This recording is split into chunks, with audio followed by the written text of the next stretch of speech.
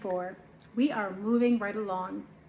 I am so proud of you for the work that you've done on your informative speeches. They are excellent. And we are moving into the brave world of speaking out loud in front of our classmates. Well, the online version anyway. We are going to be delivering our online speeches to one another in the discussion this week, and I'm really excited for you. Remember to have some fun and speak in your natural tone of voice and share what you know. We are informing, we're not persuading, we're just sharing the knowledge that we have, and you can speak on any topic that you prefer. Be confident, this is not a court of law. We just want to get to know each other and share what our knowledge base is. So best of luck, do your best, and I'm looking forward to seeing you in the discussions. Now, in the discussion area, we always respond to at least 2 other students. If you have it in your heart and the Lord has directed you, please respond to more than one student. It takes a ton of courage to record videos like this and share them online. And this is something that we're doing together as a group. And you, if anyone, knows how difficult it is to outline a speech, deliver it on video, and then post it, because you're doing it too.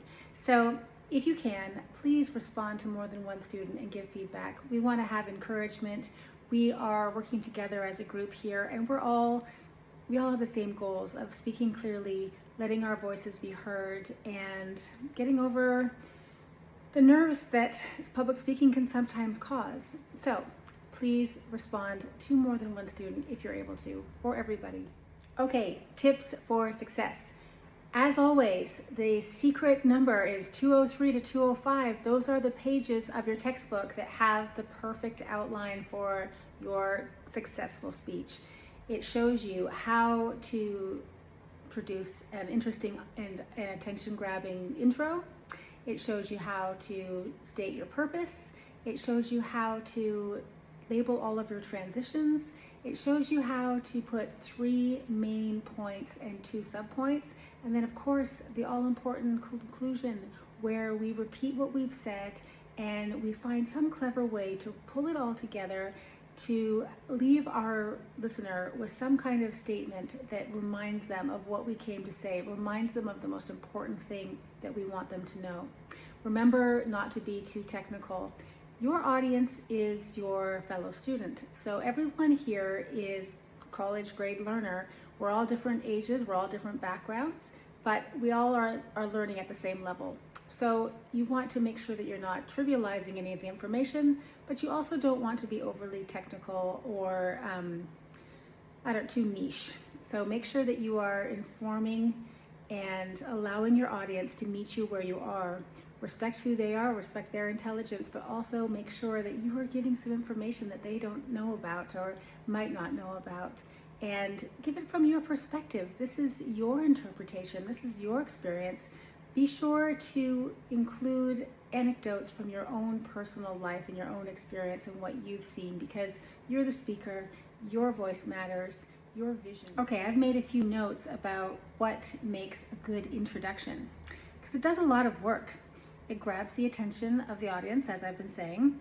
It reveals the topic of the speech. It establishes your credibility and goodwill, and it's a preview of the body of the speech. So maybe you want to set the stage with an anecdote from your own personal experience, or create some kind of visual for your audience so they can relate to and be concerned about or curious about. And then maybe state why your topic is important. Why does it matter? Why is it urgent? Consider finding a statistic that will startle your audience, or ask a poignant question, or include a thought-provoking quote. Just figure out how you can share your passion for your interest with your audience and help them. Let's talk about sharing credibility and goodwill. You don't have to be the foremost person to speak on your topic. You just have to have a passion and interest for it. There's a reason why you chose your topic, and I want you to share that. I want you to be relating to your audience and allowing them to know why you're passionate about it. You are the person to talk about a subject because it's affected you personally, it's impacted you, it's maybe part of a goal that you've set for yourself, or it's part of your family's tradition, or it's part of your belief system. There's some reason why you're sharing this information today, and it's helpful to humanize it by talking about your own experience with it and give the audience a reason why you care. And chances are, if you care, they care too. Let's talk about the conclusion. It is about 5 to 10% of your speech, but it is important. So you're going to go back over everything that you said, but I want you to be able to reiterate it in a fresh way and remind the audience of what they want to take home with them. And you might want to circle back to the anecdote that you opened with. Perhaps you started with a story that was building your credibility and your goodwill, and you left that story a little bit unfinished. You might want to come back, and now that you've explained everything, you can wrap up that story and give us some new insight. Perhaps there is an incredible, thought-provoking quote that you've come across or that you know that you can share that you want to leave with your audience. Or you may want to ask them a question to consider going forward. Maybe there's something that you've taught them or given insight about that you want them to consider in their own lives going forward. And might want to leave them with an open thought about that. But make sure that when you're wrapping it up and you're saying what your conclusion is and you're driving home your point, you end on a bang. Make sure we go out with something fantastic and memorable. Best of luck. Once again, I just want to thank you for how brave you are, what great writers you are, and how much you've been willing to share of yourselves. This is an incredible journey. The Lord is working in your life to help you release your voice, release your confidence, and share your authentic self with others.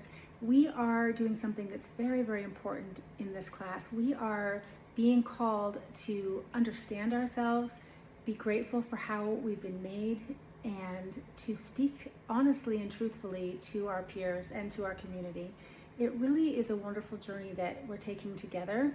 And I just want to thank you for how committed that you've been, how much work that you've done.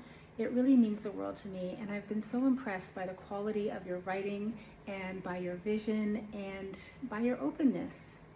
Thank you, and let's keep going. We're doing a great job together, and I'm just thrilled by the hard work that you've done.